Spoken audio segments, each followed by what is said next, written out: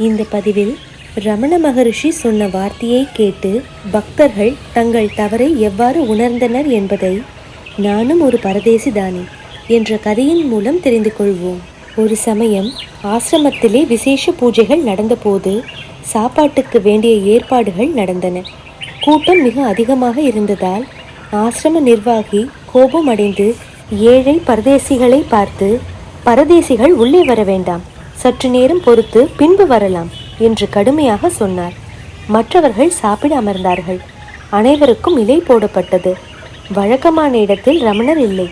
பகவான் எங்கே? எல்லோரும் தேடினார்கள். பகவானை காணவில்லை. அவர் தொலைவில் ஒரு மரத்தடியில் அமர்ந்திருந்தார். ஆசிரம நிர்வாகிகள், பகவான் ஏன் இங்கு வந்து விட்டீர்கள்?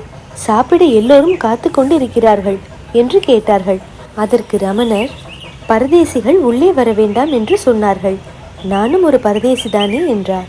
ஆசிரமவாசிகள் தங்கள் தவறை உணர்ந்து அனைவரையும் ஒரே நேரத்தில் அமர்த்தி சமாராதனை செய்தார்கள்.